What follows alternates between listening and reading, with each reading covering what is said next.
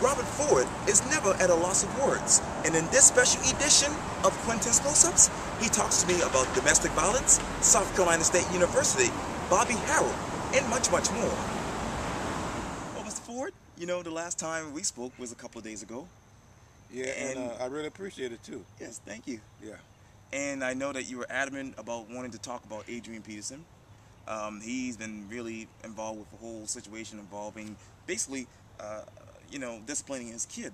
And, you know, people like Charles Barkley and others have basically given mixed reviews about it. So tell me, what's your view of that? But it's not really a mixed view. If you live in America today and you under, what, 40 years old, 45 years old, yeah, you was spanked by your parents. And when it's, you know, it's simple. You spat a rod, you spoil a child. Like the Bible verse. Like the Bible verse. And why should we get away from that? Integration, it was great to America. It was great. But a lot of things African Americans and a lot of white parents used to do was discipline our kids. When you look at Black America, what, during the 40s, right, 50s, 60s, 70s, right, early 80s, 90s, you didn't listen. Oh no. That's when your generation got out of control because y'all wouldn't spank. I was actually spanked with a belt. Okay, and look how much difference it's made. Right. You're a young man who was spanked. Right. You're not involved with drugs. Right. You're not involved with gangster rap. Right. You're not involved with all the negative thing that is going on in America communities today. Right. Now, to Quintin, I said Americans community today. Here's what we need to get away from as Americans, especially white Americans. We all in the same big pot, the melting pot. Now, when you melt, you melt. I pick up some of your habits, you pick up some of my habits, because you're melting. When America have serious problems like war, like climate problems, like hurricanes and tornadoes and all of that, everybody comes to the aid of what? America and that community. I remember Hugo, man, everybody came together as one big happy family. Right after Hugo, everybody started going their separate ways. Right. Black people was mistreated because they wanted to be. White people, some white people, not all, a few white people who are responsible or have something to do with them was mistreating them just like it used to be back in the day, right? When everything was separate. Okay, everything is not separate. We Americans, we in this together. Now we need to act like it. Black people need to change their ways. Sure. When I say change their ways, I'm talking about stop being subservient. Nobody can make you some subservient except yourself. But when you look at the Adrian Peterson situation, here's a young, proud African-American father, who want to make sure his kids don't wind up with all the negative that is going on in America today as it relates to young men. Just not young black men, brown men, yellow men, young men, red, white, black, all of them involved with this gangster rap, drug culture, doing what they want to do to their parents, no discipline, and as a result, we broke down the fabric of what made America great. Man, don't you know, listen, nobody should act like they're savage, and that's the way a lot of young people want to act. And this has been going on since probably early 1980s. So we got to discipline our kids. It don't make no sense for that man being punished because he want to make sure his child grew up right. He grew up right. He was disciplined. I was disciplined. You was disciplined. Right. And look at, I think we did all right being disciplined, right? You love your parents. I love my parents. And I love everybody, every human being. When my father was spanking me and my mother was spanking me, she made sure that every lick meant something. All right? Listen, I don't need you going to reform school. That's what we said in Louisiana. Y'all say what? Discipline or whatever. What DSS? No, what y'all call your farm school? Boarding schools, I believe. No, not boarding schools. I'm talking about when you mess up. Delinquent, DJJ. Oh, yes. Yeah, right. My parents said, you're not going to no reform school. We're going to raise you right. Everybody in my generation, a few generations after me, was raised right. But then here come all this negative. Not Charles Barkley. Adrian Peterson want to be different. He want to make sure his kids is disciplined and live a good life and be a good leader in this country. Because see what I think we're going to do, what's going to happen with this Adrian Peterson situation, and the biggest problem I have is this. Okay. You've been to church a lot of times. You heard speakers. especially those who are not prepared, right? You know, they know they got to preach, they know they got to speak, and they forget to organize their sermon. Right. They forget to organize their right ad lib. But what the big crowd pleaser? Yeah, when we was coming up, we was spanked. We wasn't like these children today. Everybody in the church said what? Amen. Amen. Preach on, Reverend. The same thing with speaking. I remember, man, I be on a lot of panels. Oh, yeah. You know, especially during King Holiday, right. Dr. King Holiday arena. Be on a lot of panels. A lot of speakers don't have nothing prepared. Don't know nothing about why they're there. But one thing they do know, how to satisfy a crowd. And when they get up and they ain't got nothing prepared, the first thing they do is what? Crowd pleaser. What's a crowd pleaser? Especially with a black audience. When we was coming up, we was disciplined. We wasn't like these children today. Now that's good.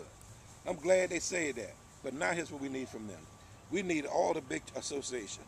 The National Baptist Association, sure. 9 million members. The AME Church, about 3 million members. And all these organizations, sororities, civil rights organizations, all these groups should call individual news conference in defense of Adrian Peterson.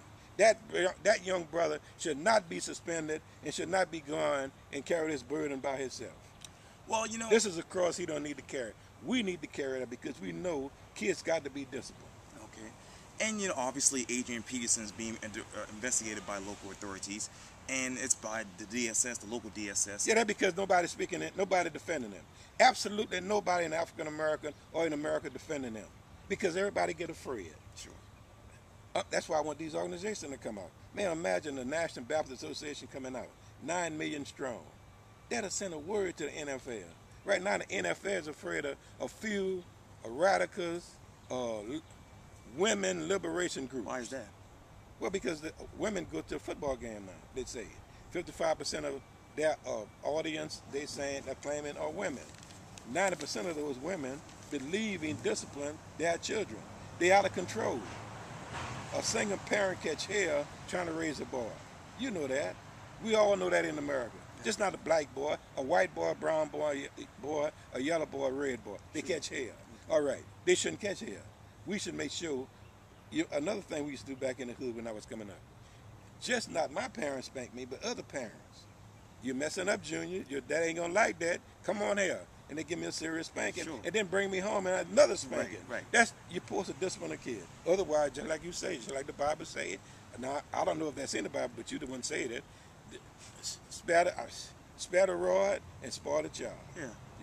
And speaking of women, let's go to really something that is another water cooler talk, and that is domestic violence. As you know, NFL players such as Ray Rice and others have been really disciplined for that particular situation. And I know here in South Carolina, we have a serious issue with that. We also have the strongest, we have the most well-written and the strongest legislation bill passed in the country. You passed we don't need. Well, I was one of the major sponsors. Got made some big. What's that big thing to make us legislature of the year by several groups? Right. But we don't need legislation. What do we need? No. What we need is to enforcement. Okay. It's on the books. You'd be surprised what's on the books. Almost everything that make life what it need to be is on the books. Okay. We need law enforcement. We need solicitors in particular. We need prosecutors. We need the system to work. All they got to do is enforce the law. Okay. If you enforce the law, ain't gonna be none of this. And we don't need no more legislation. But let me go back to that because see another thing too.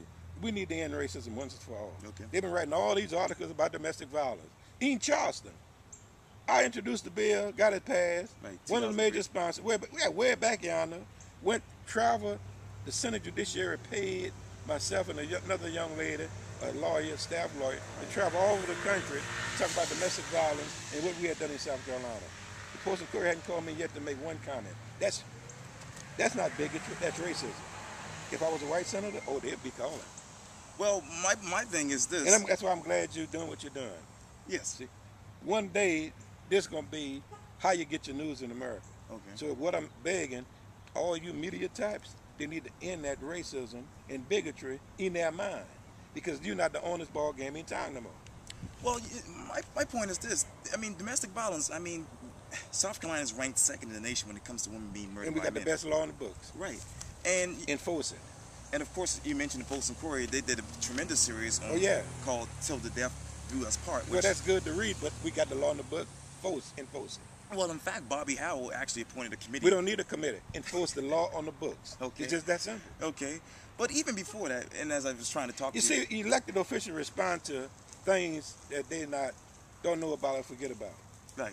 And Bobby's a great person. He is. I'm telling them now, Bobby, we don't need nothing else. Okay. We don't need no group. We don't need no committee. We need law enforcement and the solicitor office to do that job. It's just that simple. Okay. That's it. But, you know, you mentioned this earlier, and I was trying to get to you about this. But basically, you suggested legislation back in 1996, and it took until really 2003 for it to pass. And you actually said that this is one of the best, well, actually the greatest efforts to date. When you look back to across the country, right? When you look back to 1996 to right now, what is the biggest difference as far as curbing domestic violence in this state? Enforce the law. But here's the problem. Here's what, you know, people like to respond and react to situation in the media, sure, in the news. Apparently, they decided that they're going to try to go after some of these athletes, which is regrettable, because that should never single people out. Okay. Because some of the most serious domestic violence abusers are elected officials. I know this for a fact. Okay, so you go after somebody, make the news, and then they run with it. Then they don't do that research, and so stuff like this come out, and everybody talking about it because it was in the newspaper. Right. The law is on the books. The bill is passed. It's a great piece of legislation. If you enforce it, we could end domestic violence in South Carolina and in this country. And you know, I want to talk more. And that's why you should spank your kids, because okay, they would have enough sense to know when they see a young lady, or vice versa, they got to respect that person as a human being. Sure. So, and you learn that from being spanked. Yes, indeed. You don't learn that by some kind of magic, modern day so-called discipline tool that is not working. If it was working, we wouldn't be out of control in this country now with all of the crime that is done by young people. Sure. Drive-by shooting. Oh yeah. I don't mind dying, going to be with my homie. That kind of stupidity. Not being raised because they can't be spanked. Well, let's go back to the Adrian Peterson case, because obviously, like I said earlier, it's being investigated by local authorities and the local DS. Because it's in the news. Right, it is. And there's nothing to investigate. The young man want his son to be raised right, not to get in trouble, not to wind up in social service, not to wind up with DSS. And the way you do that is spank. Another scandal that is really going on right now is now suspended House Speaker Bobby Harrell. He was just indicted on misconduct and, you know, allegedly spending personal money with his campaign money. You told me last May that you thought the whole situation was strange. Do you still believe that it's still strange? Well, it's not strange. That's not the word I use. What I use is that a lot of time when you see the system, the system like to go after certain people. In this case, they're going after Bobby. In my case, they came after me. Bobby got the reason Bobby's in much better shape than I am is this. Okay. Bobby have 4 of the best lawyers in the state. Now they're in a court of law where Bobby lawyers could shine. And so he probably gonna win his case easily, and that's the end of that. But that wasn't necessary for all that to go on in the first place. Just like in my situation, it wasn't necessary for them to do. But that's when people get evil and jealous and envy. You said that. That's among the 7 great sins. Evil. You don't have to be evil. You don't have to be vindictive. Sure. And all of that, and just come after somebody because you can. So that's not. I don't even think the public care about that kind of stuff. Well, in my case, I just ain't got no money to get lawyer Bill Rainey doing a fantastic job, but I need some more help legally, and I got to pay a forensic CPA. Those are important. But here's what I'm proud of. Okay. As a senator, I don't think nobody gonna ever touch the things I did for being being productive. I was in Selma, so I know what it is to make sure that when we get elected as elected officials. Right. See, I seen people die. People who I know in Selma died. Jimmy Lee Jackson died.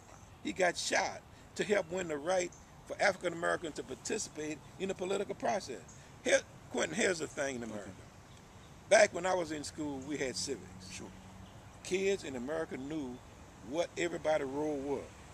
A citizen got a role like you. Sure. You're doing your role now. You're fulfilling your role. You're educating the public. The public got a role. They need to make sure they understand what's going on around them. And when they vote for somebody, they got to make sure that person understands his job. It don't make sense to be representing people and acting like people. No. You got to act like you elected. Man, that's the most privileged thing you can do in America, getting elected. So when you get elected to public office, your job then is to carry out your responsibilities. You cannot be like everybody else. You got to know the issues, and then you got to make sure you do what's necessary to do to make life better for your people. Okay. So you got a job, and the public got a job. Now here's another job the public got. Okay. One thing that is the biggest burden I ever had in my life, and I just can't get it. If I could get this out of my system, I would be 10 times. My health will be 10 times, will improve by 10-fold. And how's your health right now? But let me tell you what need to happen first. That was education lottery. And the General Assembly give the public a chance to vote on it. Sure. 95% of the General Assembly was opposed to the lottery passing, including my good friend, Senator Darrell Jackson. Right. Okay. We debated on the campaign trail. He debated why we don't need the lottery. I debated why we need the lottery. Went out and raised $300,000 to get it passed. Okay. I visited each county at least 2.5 times and begged people to vote for the lottery. I said, listen, young people, if you get your parents to vote for the lottery, you're going to be able to go to college, either technical school or some 1 or 4-year or 2-year college in South Carolina. It passed. Right. Senator Jackson and I met. He told me to talk to Senator McConnell, who was Senate Pro Tem. Okay, I went to Senator McConnell one weekend in Charleston. We met someplace. And I said, Senator, listen, Senator Darrell Jackson, Senator Glover, and I will come to your office on Tuesday. Right. And we're going to ask you, what can you do to help us get some money for Allen, African-American religious institution, Benedict Marsh Voorhees in Claflin. Right. He said, man, that shouldn't be no problem. You one of the major supporters of the lottery. You raised money, you went out, and you got it passed. I said, now hold it. The reason that's a problem is because there's a separation of church and state in America. Sure. We're talking about religious institution. He said, Senator, we're going to find a way to make it happen. Quintin, that was 15 years ago. Yeah. The man found a way to make it happen. I begged him to help me. He helped me. Right. 15 years later, we're talking about those schools receive $640,000 apiece. Each one of them gets $640,000 every year, public money into religious institutions. Right. Man, I was amazed. I did that. I'm proud of that. Not one of those denominations, not the Baptists, 2 schools, not the AMEs, Allen, not the United Methodist, Coughlin, not the Episcopalian, Voorhees, not one of those schools, not one of the board members, not one of the student body, not one of the president have said, Senator Ford, thank you very much. We're talking about, at this point, $52 million. No thank you. And that hurt me. It still hurt me. If I could get that out of my system, and everybody said, well, that just forget about it. Well, you can't forget about it, because people should not be like that. Somebody do you that kind of, and they didn't ask. Matter of fact, a lot of those leaders of those denominations came out, they got angry with me for pushing the lottery. And now they benefiting, that school's benefiting, and then they still can't say thank you. We talking about Christian people. That's the honest problem with my health right now. If I could get that out of my system, Quintin, my stress would go down about 9-fold. Okay. The doctors at Johns Hopkins, the doctors at the MUSC, the doctors at Roper, all my doctors who know me say, Senator, listen, this is going to kill you. Well, if I die, you're going to know why. I don't like to do a job that's going to benefit people. And basically, man, everybody, all the things I do, people say thank you. But I can't get these folks, my religious friends, black friends, who didn't even ask for the money, to say thank you, Senator, for what you did for us. I think God has already told you thank you. Yeah, God did. I ain't talking about God. I made it clear who I'm talking about. Right. I'm talking about the AMEs. Right. I'm talking about the Baptists. I'm talking about the United Methodists and Voorhees. That's what I'm talking about. I think you'll be fine. No, I'll be fine. That's not the point. They need to say that. Quentin, listen, check this out. Okay. When you see buildings, what's your names you see on them, right? Right. For what reason? So most of the time, them guys don't even support the legislation. But when it's built in that district, they get credit for it, right? Right. I just didn't support. I just didn't go out, use all my gas every night, sleeping in hotels, begging people to vote for the lottery. I went and asked what they consider a Confederate senator to help me. Okay. He did, and we got it. Yeah. Then got $52 million apiece, and you mean to tell me, God know that? God know. They know. But then they got a responsibility also to be fair, and they're not being fair. Well, I want to come back to Bobby Harrell because right after Bobby's gonna be all right. Yeah, I believe that too. But I believe also too when I heard the news that he was got indicted and whatnot, I know that. But indictment, that's just a part of the system. Right, The right. system working. Sure. You know, somebody came after Bobby. He was charged. They sent to the grand jury, and he was indicted, and now he's in the court of law. That didn't happen to me 3 times since I've been in charge on city council. Right. Got indicted, suspended into the trial. Right. Trial's over. You know, you get back in serving. I remember when that. I was on city council, and probably gonna happen again. But I'm not in the Senate now, so if I get indicted, at least I'm already not serving. Yeah. We're not serving in the Senate. Sure. But please understand this. I want all of you listeners to understand this. Sure. I'm gonna always be a public servant. Sure. And whether I'm a senator or elected official or not, Yeah. just like Robert Ford gonna be a public servant, every American citizen got to be a public servant. And that's why we're trying to bring back citizenship education, voter participation. I'm organizing a project to do that. We got to bring back civics in American school system because people got to know what their responsibility is to make their community a better community. Sure. And once they understand that, elected officials, appointed officials, boards and commission, they're going to do a better job. And once people start doing that job, the scandals that you talk about today with DSS and all this other stuff, that would not happen because that means citizen groups and everyday common working people going to know that, hey, we got to make sure that everybody function. Everybody got to function in the democracy. Okay. And that's what makes it a democracy. Everybody got a role to play. Everybody got a role to play. And speaking of elected officials, Governor Nikki Haley actually suggested that, Bobby Harrell step down. Tell me, as we sit here right now, do you believe the same thing? That he should step down? No. He already stepped down. Well, he's when suspended. You indicted, when you indicted. He suspended himself, I should say. Right, but that's the same thing. Those are word game politicians play. When you indicted, you step down. You ain't got no choice until your trial is over. When he win his trial, he go back. Right. Well, let's move from Columbia. Now Nikki Haley should be the last person to talk on ethics. Okay. That woman been involved with 7 major ethics violations and got away with every one of them. So please, Governor, concentrate on God's children. Like governor job, elected official job, is to not get involved with this silliness, not protecting big industry, not protecting big oil, not protecting your rich friends, but to look out for the least of these. That's everybody's responsibility in American government. That's everybody's responsibility, Governor, and members of the General Assembly and elected officials. So stop playing these games, because even you got my good friend Quintin participating in that stuff. Do your job. Do your job by serving the people. Make sure everybody live a productive life in this country, in this state. That's your job. Let's move from Columbia to Orangeburg and talk about South Carolina State. As you know, the university asked the state of government recently for a $12 million loan to keep the university afloat. Explain to me what South Carolina... The government of South Carolina, General Assembly, got excuses.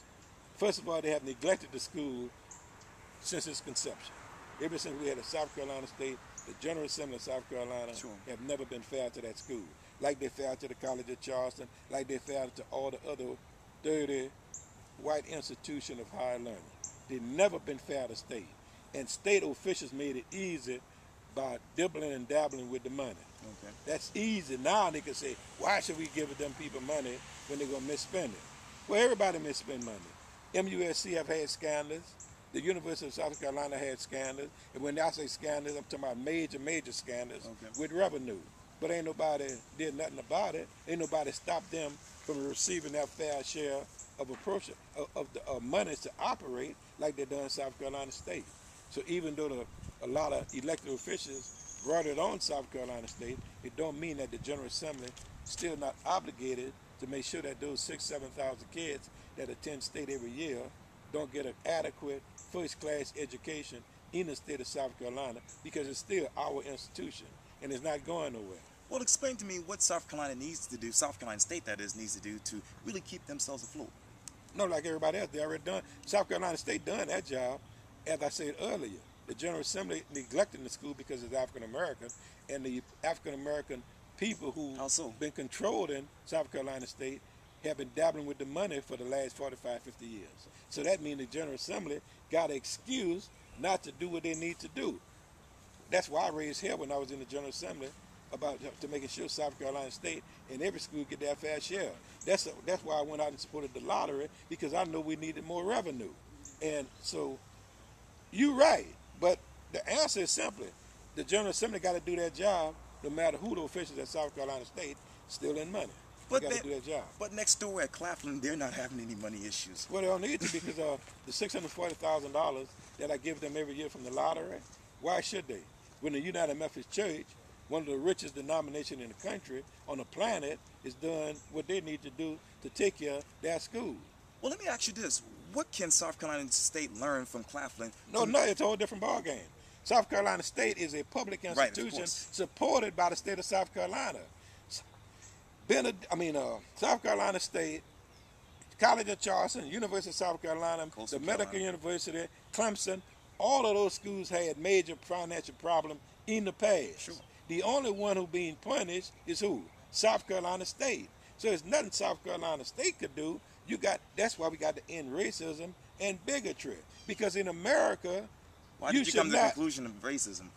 Because it's an African American schools, Quintin. But Claflin is too. No, Quintin. South Carolina State, once again, is a public institution. It is. Okay, College of Charleston and South Carolina State is the same. South Carolina State and University of South Carolina is the same. Yes. They are public institutions supported with tax dollars through the General Assembly. Claflin, Benedict, Morris, and the rest of them, those are private institutions. Of course. That money comes from churches, church people, foundations. So you can't put South Carolina State and Claflin on the same, in the same ballpark, because it's two different monies. Private money versus public money.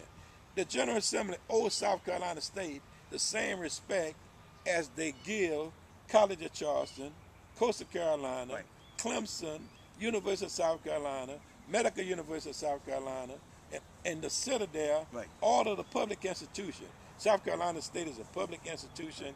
The General Assembly is supposed to take care of them, and they're not. You remember I say, ever since South Carolina State was built, back in the day, they haven't treated it right. So you can't, South Carolina State don't have the problem. The problem is the elected officials in South Carolina State. So for the past 50 years, you had elected officials, African American elected officials and other people, before we got elected, dibbling and dabbling with the revenues at state. So the General Assembly now got an excuse. Why should we give them more money? Well, you got to give them more money because those are students who was born and bred in South Carolina State, South Carolina, and this is our institution, so you owe them that kind of respect to treat them like you treat the College of Charleston and the rest of the 4-year and 2-year institution that the tax dollars pay for. Now, if you don't do that, but one bottom line, it's racism. You're going to, Quintin, it's simple. You're going to sing out South Carolina State and don't treat them right, and you're going to treat the rest of the 30 schools right? That's racism if you don't. But again, how did you come to the conclusion of racism? But Quintin, I have to explain this again. The same General Assembly that support the 34-year institution that is owned by South Carolina. You and I own that. They're being treated right by the General Assembly.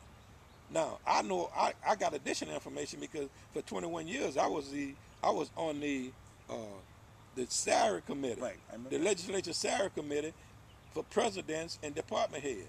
Okay, I was on that. I know when South Carolina State came up, how the new president was treated, and I know how we treated the guys at USC and College of Charleston and the Citadel. Whatever they requested, they got. Whatever state requested, they didn't get. Now, how in the world are you going to ask me, how did I conclude that was racism? It's racism because it's too... It's people. It's people. It's not racism, I don't believe. Quintin, the people who make decisions of race That was racism. Okay. Quintin is simple. You got 30 schools being treated right. All of them are white, right? Diverse. Okay. In 1970, you had 30 schools being treated right. Okay. They were not diverse. They was all white schools, right? It's diverse now because of integration. Because some of us fought and died to win the right for them to be diverse, right? So right now, they're diverse, but they still being treated right. South Carolina State, the only black school. Okay, Mississippi got 5 African American colleges. Right. All right, Tuskegee. public. Yeah. No. Tuskegee's in Alabama, and I'm not messing with you, but it's in Alabama. Mississippi got 5. I made a mistake there. And plus, Tuskegee is not that's a private institution. Yes. We're talking about public. South Carolina State is public one. You ain't got but 1. In Louisiana, you got 4. All right, all of those schools are treated right. Okay. They're black schools, but they're treated right. They're treated right because the people in Louisiana demand fair treatment for their schools. Sure. So they're treated right. They've always been treated right because white people in Louisiana had enough sense to know if we mess with Grambling and Southern and all those schools, that means all those kids are gonna have to go to school where? At LSU and the rest of the 4-year public institutions. Of course. South Carolina State officials took a different ball game. They said we're gonna leave it up to the natives to run it. That's why people in South Carolina, in Orangeburg, figure this is my college. We could run it the way we want. And they didn't run it right, which means the General Assembly, at that time all white, decided that, well, why should we give them equal treatment like we do the Citadel? If you treat somebody differently because it's because of race and all that stuff and religion, that's what you call racism. So that's why it's simple to conclude that South Carolina State, ain't nobody singing them out. The General Assembly wrong for doing that. Since they was wrong for doing that, that's racism, young brother. What's your message to them to solve this issue so that South Carolina State can be treated right? The lawmakers. The lawmakers got to stop being racist and treated right. Whatever, if it take $200 million from the state of South Carolina to run that school, we need to give them that $200 million every year. Okay. We're not doing that. We're giving them about 11 or 12 million. How you gonna do that? You can't run no school like that for no 11 or 12 million. They're in need of repairs. Man, you got buildings 75, 80 years old. Right, up there. You ever seen the College of Charleston not having buildings going up? Ever since I've been in Charleston, every day something going up. Citadel, something going up. Construction being done at those institutions, right? All USC, 3 and 4 buildings every year. South Carolina State. Be America when you see somebody building something there. Well, you cannot do that to human beings. Yeah. We've talked about, domestic violence and Adrian Peterson and Bobby Harrell and NC State. I'd like to say one more thing. Okay. On another subject that you ain't got to use this time. You could save it or run it on his own. In America, we also got to start treating, in South Carolina, it's not fair. If I got a child, she went to Clemson or University of South Carolina, she got a good education, and then she come out of school or he come out of school, and he's a contractor, or he's a CPA, or he's a lawyer. They need to be treated like every CPA, every lawyer. I know some young black people right here in Charleston, in the Low Country. Prior young black man got an $8 million contract at the airport and lost it because somebody decided that they had a friend who wanted it. I know a young lady in Columbia got a major contract with the state of South Carolina. She got it, and now they're persecuting her because they found out that she was African American, and they took it from her. That go on every day in South Carolina. We got to put an end to that. How are you getting the NAACP and other organizations involved with this? Oh, that's not my job. My job, well, that's not true. Okay. Because last week I did send it out. Okay. On the young lady. Okay. I sent it out to all those groups. I sent it out to 11,000 people, really. Right. And I got another 1,000 to go. So everybody know about it. Sure. I sent it all across the country. Yeah, I got the email. I sent it to the United States Justice Department. Because, see, you should not be discriminated against because you're Quintin and black. You got the same rights every American got. You got the same rights every South Carolinian got. Sure. But you still got a few good old boys who destroying this state. And they're destroying this state because everybody want to be lackadaisy and they don't want to call it like it is. Listen, some of my best friends on the planet are white, yellow, blue, all different colors. I got you. I got friends. Everybody treat me like a human being. I treat everybody like a human being. Sure. But when you got some people who messing up and they're doing it based on race, Quintin, the word is racism. And we got to end that. We got to talk about it to end it. We can't let the good old boy system feel they could mess over young black contractors, young black engineers, young black public relations people like yourself. They're doing it every day. The black man in America catch all kind of hell. You're supposed to be running channel 4 or 5 or 2. You as least good as or better than the people on there. You do a fantastic job. Thank you. But racism, if we don't end it, it's gonna be going on forever, and that means just not you gonna catch hell, but your children gonna catch hell. I don't think it's a racism issue with that. Well, you can think what you want. I know. You see, I fought racism all my life. I know you did. And I know what it is. And I know, like Dr. King said, you cannot sweep it under the Right, rug like this generation in America want to do. You can sweep it under the rug, what happened? Adrian Peterson catch hell. The other guys catch hell. Everybody catch hell. They take away black contracts. Why? Because black people sleeping. Oh, and we don't want to talk about racism. You better talk about it to end it. Well, let's move to what's next for you. What's next for me? I'm gonna be a public servant until I die. That's all. And I want to go back to what you said earlier about trying, with the lawyers and whatnot. The last time we spoke in May, you said that we were going to court on your situation. As we sit here right now, what's going on? Well, I don't know. I got to find some money for a law to help Bill Runyon and my CPA I got, forensic CPA. That's all. But that ain't gonna stop me from doing my job. Right. Right. And what about your future? What do you want to do next besides serving the public? That's all. Okay. Yeah. All right. That you can't get no better than that. Yeah. The greatest thing you could do for humanity is serve the public until we get it right. And the way you get it right is to deal with it. With that being said, Robert Ford, thank you so much. Thank you, man. Thank you. I appreciate it.